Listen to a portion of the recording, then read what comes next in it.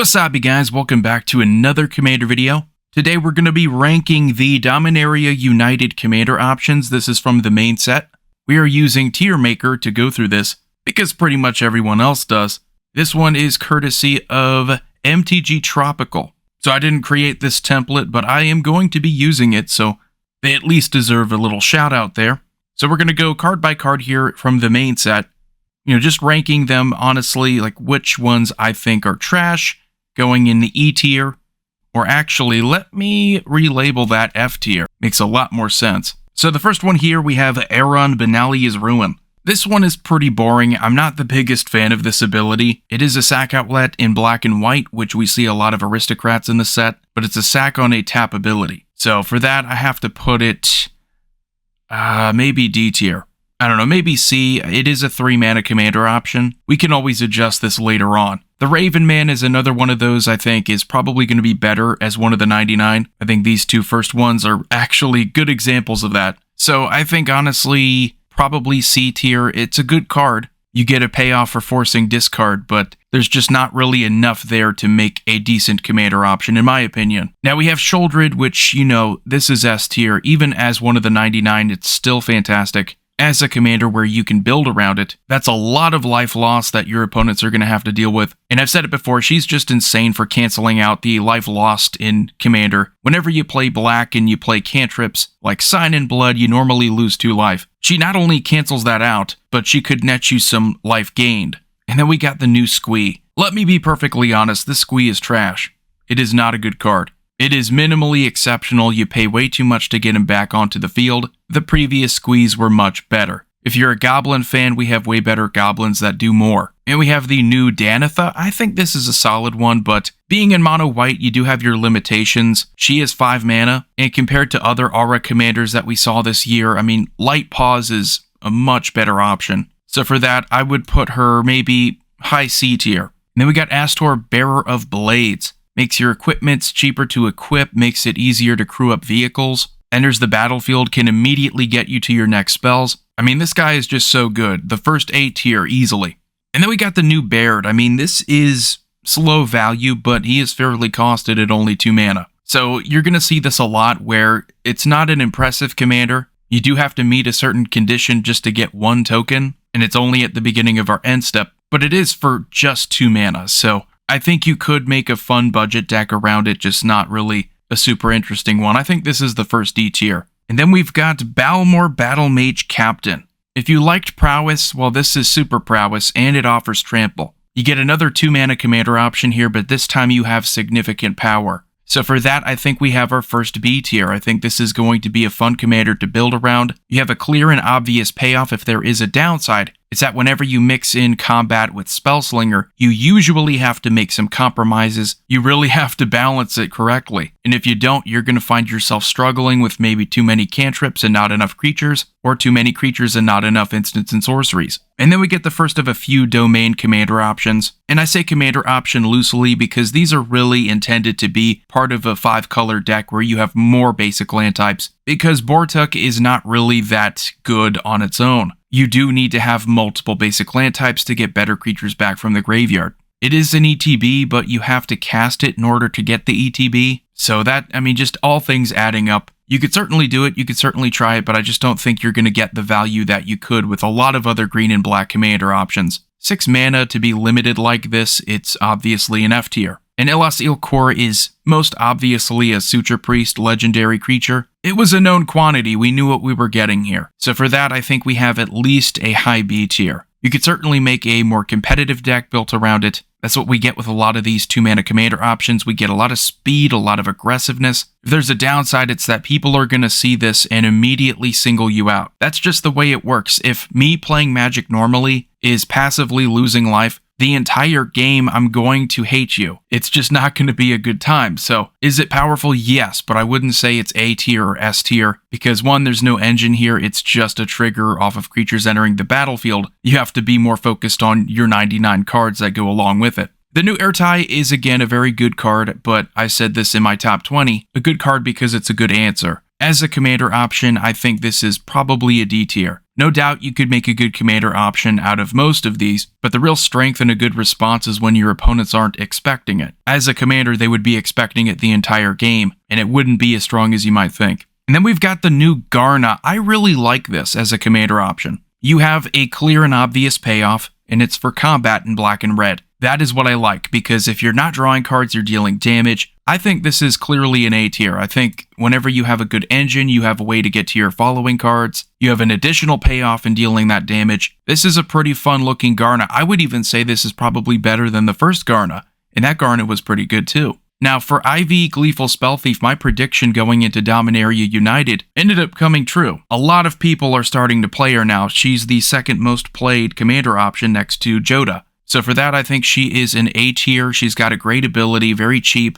It's another 2-mana commander option that just affords you the ability to do so much more with your mana. You're getting double value out of instants and sorceries that target. You're getting double value off of auras that target. You have another fun, aggressive commander option. And then we have the new Joira. I think this is a great ability, but again, I said this in my top 20. Going to be a good card because you can fit it into other decks. As a commander option, I think we have kind of a middle-of-the-road, boring to build around because you know it's just a good stuff card. You are cheating artifacts into play. There's really nothing else you need to build around. So for that, I think we have a B-tier commander. That ability is powerful, but it is a boring powerful. Now Jodah, we don't even really have to talk about it too much. This is the most played commander option out of the whole set, and that's including the commander product. You have the combination of basically getting a cascade for your legendary spells, and you get a coat of arms for your legendary creatures. That is ridiculous. Wizards should not have made this card. Let's be honest, that is just way too powerful. The legendary theme was already pretty powerful with Captain Sisay. With this, including a lot of other cards from this set, the legendary theme just got richer. And then we get King Darien. Now, we get this a lot. We get a lot of token support for Celestia.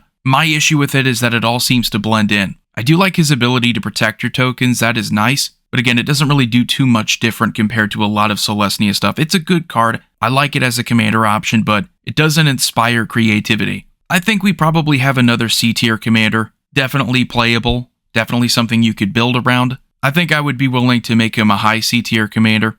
And then we have Lagomos Hand of Hatred.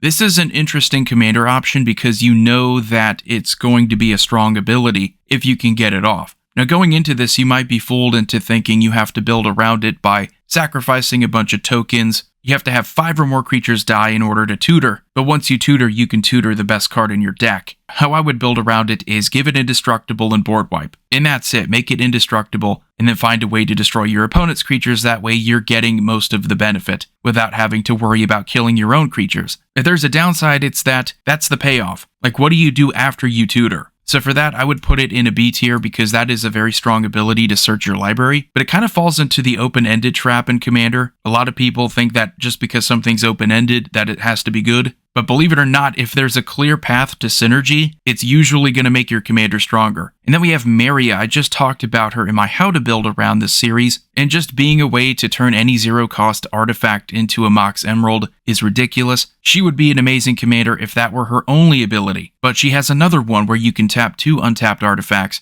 so that you can play something from exile off the top of your library. She's an engine, she makes your cards better. That's what you want out of a commander. So I think she's an S tier. You have stacks potential, you have CEDH potential. There's a lot to like about this commander option. We get Nael here, another domain commander option. I just have to put these in F tier. Not because I think they're bad cards, it's just because I think as commanders, they're not really going to do much without multiple different basic land types. When your ceiling is 2, it's going to make it a lot harder to build around it, and it's just not worth it at that point. I would throw the domain commander options in other 5-color decks, because that's really where they belong. Then we get Najal the Stormrunner. It's another red and blue Spellslinger focused commander option, and I love that we can cast sorceries with flash. It does have a great ability. You want to be more combat focused, but you don't have to be as married to combat like you would with the other one that we talked about earlier, the bird commander. So I think we have something good here. It is 5 mana though, so that is the one thing working against Najal here, is that compared to a lot of good commanders in this set, it is above the average mana cost. That being said, it's still a great ability. I think this is a solid B tier.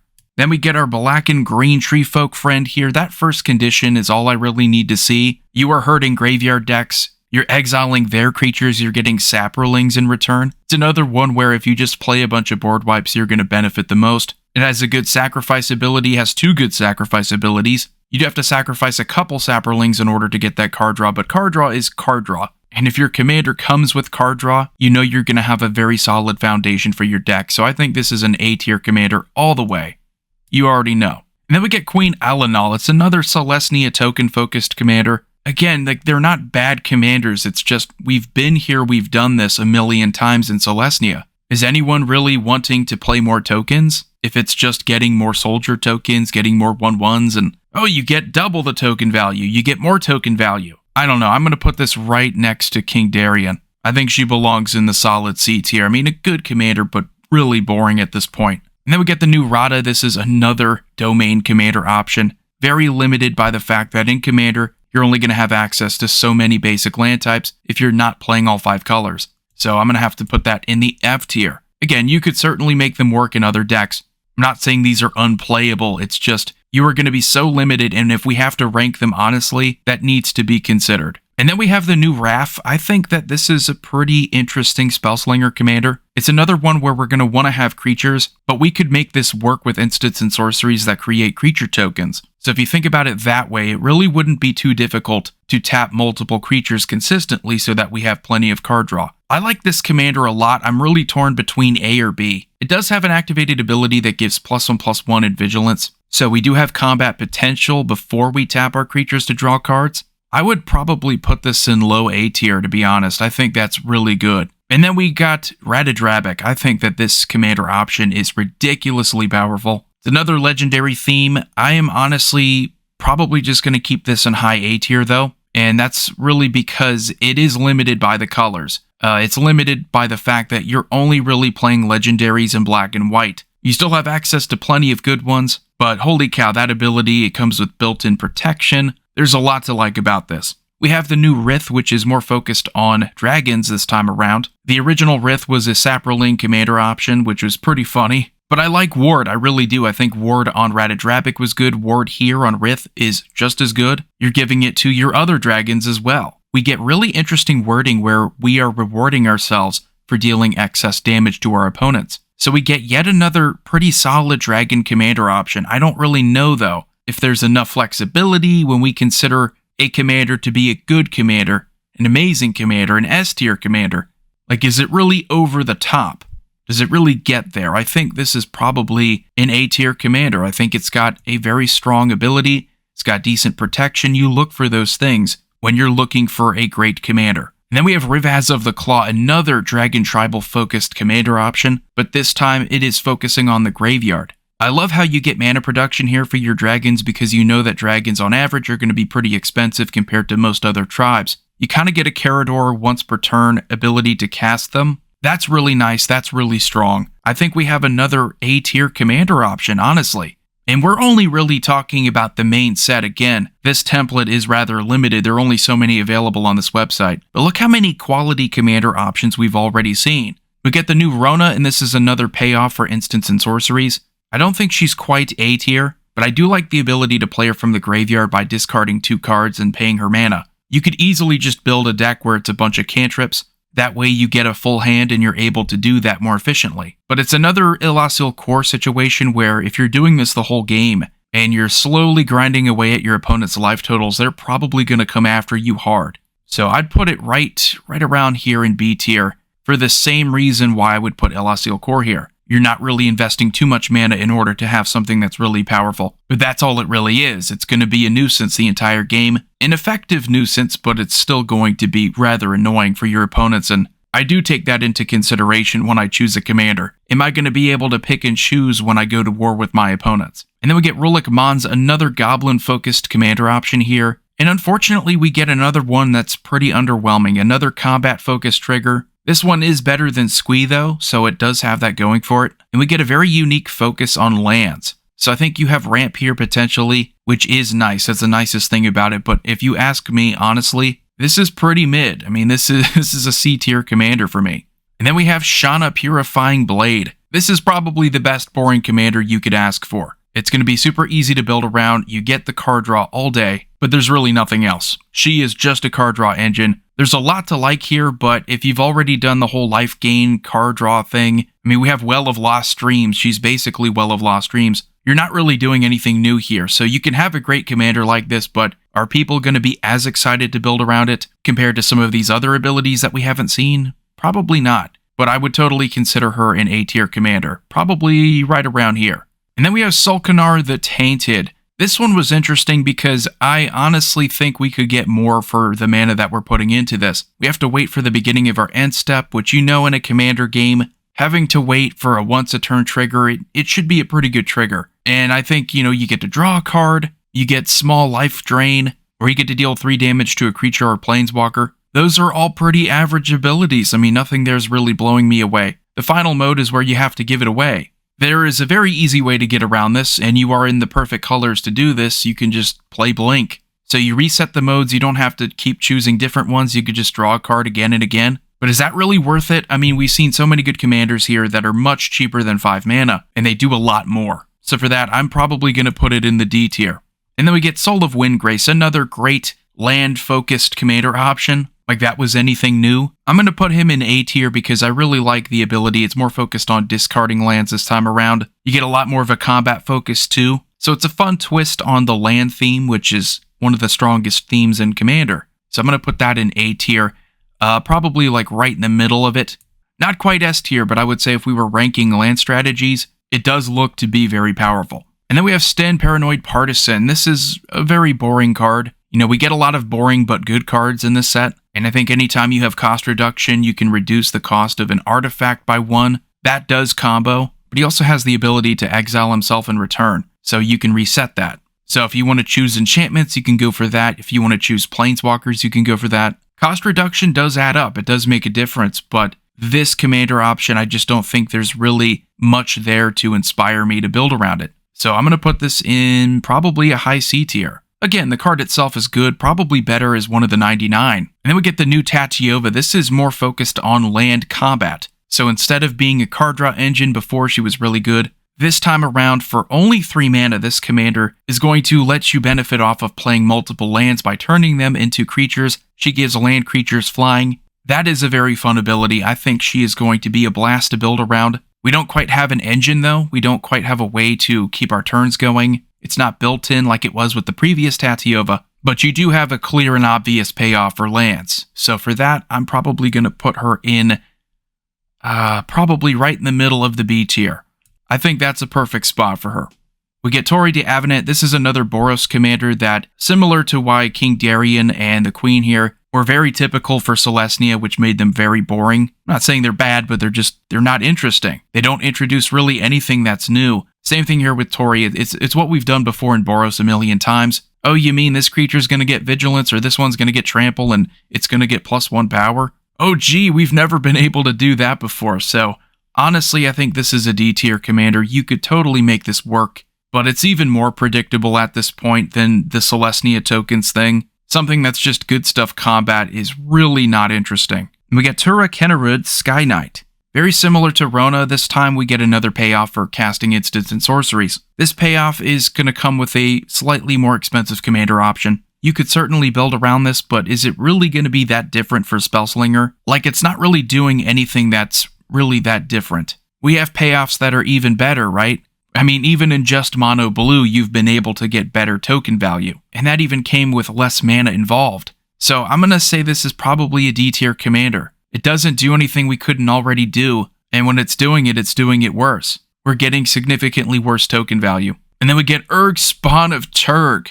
Is that like a play on Uhtred, son of Uhtred? I think this is an interesting commander. We've seen this before, though, a lot. You get like a land strategy, and it focuses on the graveyard. It is only 3 mana, so I think it is fairly costed, if I had to be honest. It's another case where it's not doing anything that's really that new. So I'd probably put it like right around C or B tier. I'm probably going to put it high C tier. I think it's fun. It's not quite that powerful, though. Then we have Vahar Vidalian Desecrator. I like having a loot ability that does kind of benefit instants and sorcery, flashback decks.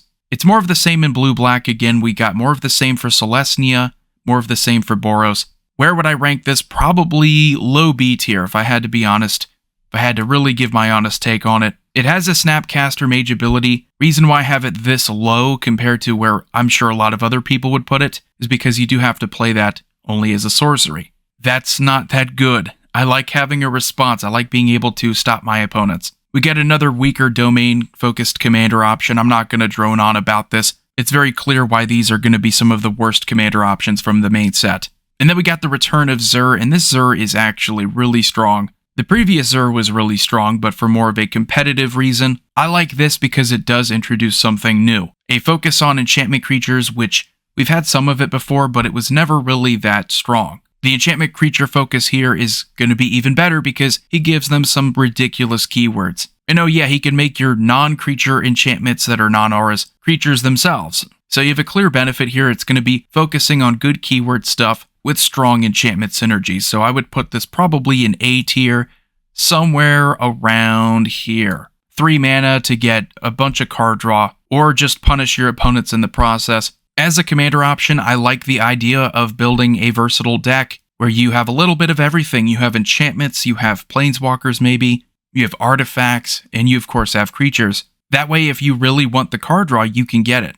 I think this is going to shine a lot more as one of the 99. I think she is going to be a staple for a lot of black decks. Like, she really is that good, but for now, I would probably put her in low A tier as a commander. Let me know where you would rank these. Again, I will have this specific template linked in the description below. You have a lot of quality commander options. I was really surprised to find out this is the main set, and it has such great variety, so many different strategies. You do have a central theme here of domain, as you can see at the bottom, but it doesn't handicap the entire set. You have a land-focused strategy here, some other land-focused strategies. You have an enchantment creature-focused strategy. You have equipments and vehicles-focused strategy. You have legendary themes. You have dragons. You have combat-focused strategies. You have saprolings and graveyard hate.